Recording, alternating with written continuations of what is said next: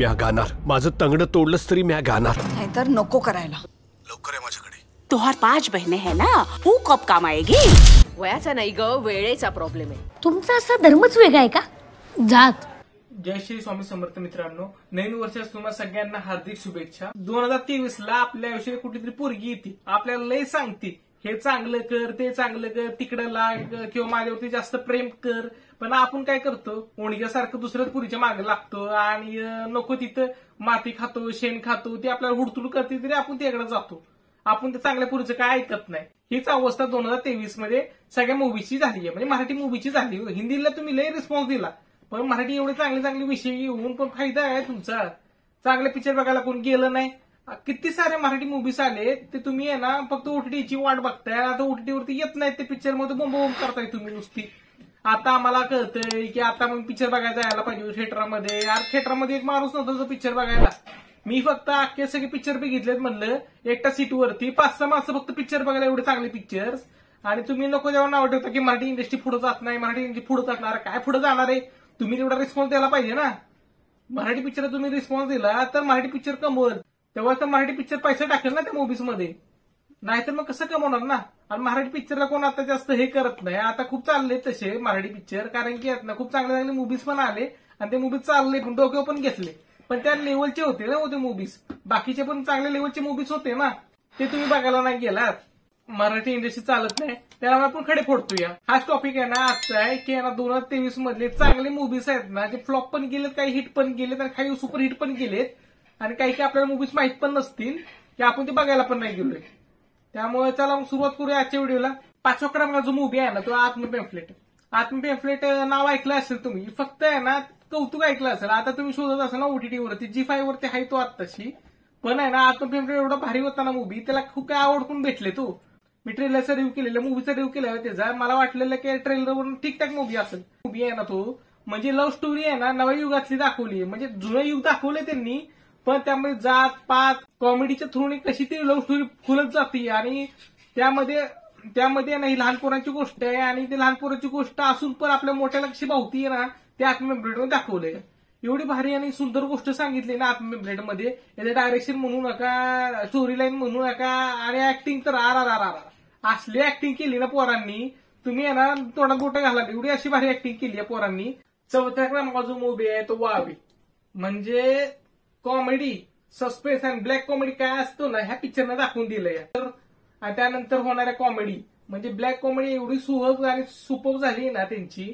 मग तुम्ही जेव्हा बघाल ना असं वाटलं की काय चाललंय, म्हणजे ना तुम्ही अर्धा तास बोर व्हाल पिक्चर बघताना. स्टोरी लाईन चांगली असेल आणि ना कमीत कमी याच्यामध्ये ना खर्चामध्ये कसं चांगला पिक्चर करतात ना, तर ह्या पिक्चरनं दाखवून दिलंय. आता वावी 2 पण येतोय, त्यामुळे मी जास्त एक्सायटेड आहे. कारण की आता मी तुम्हाला स्टोरी काय सांगत नाहीये, लय भारी मूवी आहे आणि तुम्ही तो ना जाऊन एन्जॉय करा. फॅमिलीला घेऊन बघितलं तरी काय हरकत नाहीये. पण काही काही असे सीन्स आहेत ना ते फॅमिलीला घेऊन नका बघू असं माझं म्हणणं आहे. पण एन्जॉयबल आहे मूवी हा. तो मी हा 4थ्या क्रमांकावर ठेवतो. या 3ऱ्या क्रमांकाचा जो मूवी आहे, मी तुम्हाला ते खरी गोष्ट सांगतो. या मराठी शायर एवढा भारी मूवी होता ना.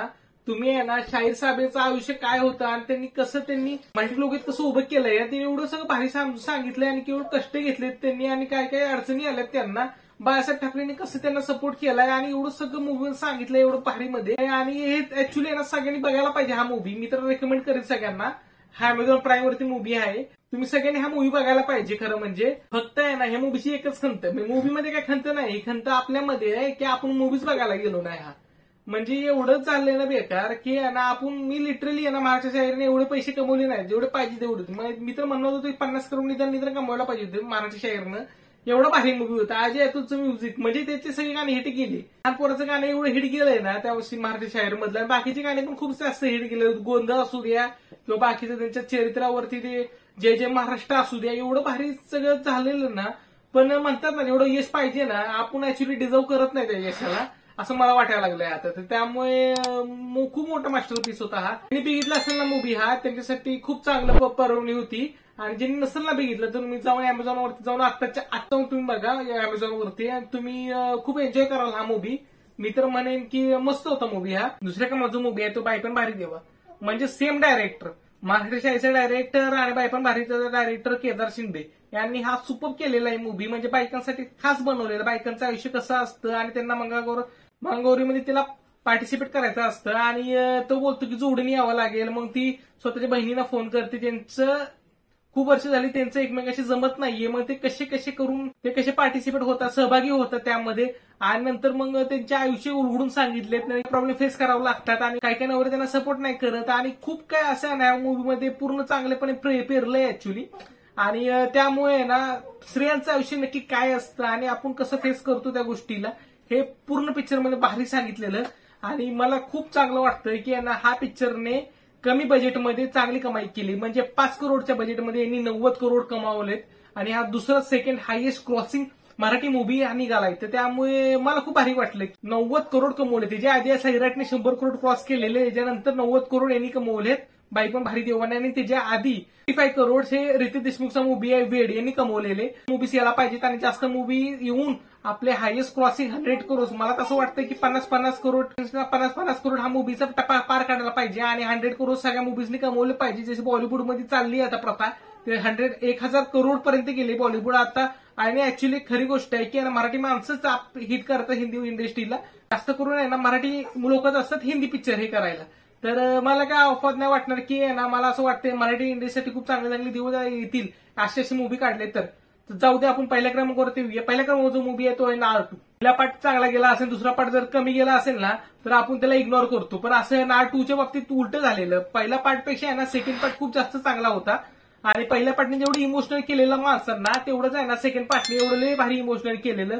पण खंत हीच आहे की हा मूवी बघायला कोणच गेलं नाहीये. दिवाळीच्या मुहूर्तावरती आला या मूवी. तुम्ही टायगर 3ला गेलाय.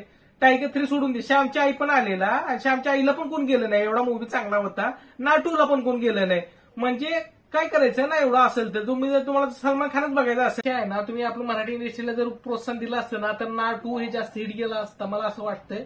आणि श्यामच्या आईने पण तेवढी कमाई जर केली असती ना तर मला खूप चांगलं वाटलं असतं. खूप चांगल्या टॉपिकवरती बनलेले मूवीज आहेत हे. तर मला अजून असं वाटतं की तुम्ही जास्त करून सपोर्ट करा. आणि ऍक्च्युली अंडररेटेड मूवीज आहे नाळ2 अजून ओटीटीवरती आला नाहीये आणि बघतोय आता मी पण किंवा अजून एकदा एक्सपिरियन्स करीन नाळ2 बघायचा. तर मी स्वतः खूप वाट बघतोय नाळ2ची. कारण की थिएटरमध्ये वेगळा एक्सपिरियन्स होता आणि ओटीटीवरती वेगळा एक्सपिरियन्स आहे. जर ओटीटीवरती आला तर तुम्हाला मी अपडेट सांगेनच की कधी येणार आहे, काय येणार आहे आणि कधी येणार आहे, काय येणार कुठल्या वेळा. हे होते 2023चे म्हणजे चांगले पिक्चर. जर तुम्हाला ना 2023चे असं पण नाही हो कचरा पण आलाय हो मराठीमध्ये ते ना 2023 मध्ये. तर तुम्हाला जर कचरा आणि बेकार आणि कोणाला टॉर्चर करायचं असेल ना 2023चे वर्स्ट मूवीज टाकलेत ते पण जाऊन बघा. मी तुम्हाला डिस्क्रिप्शन मध्ये तुम्हाला लिंक देईनच. आणि हे जर चांगले पिक्चर तर तुम्हाला अजून पाहिले नसेल जाऊन बघा. आणि जर काय असेल तर माझ्या चॅनल लाईक करा, शेअर करा, सबस्क्राईब करा. असेच आपण काही नवीन व्हिडिओ आपण बनवत जाऊ. आणि काही नवीन ट्रेलर, नवीन मूवीज, नवीन सगळे काही येत असतील मूवीचे रिव्ह्यूज तर आम्ही तुम्हाला या चॅनलवरती सांगूच. तोपर्यंत बाय.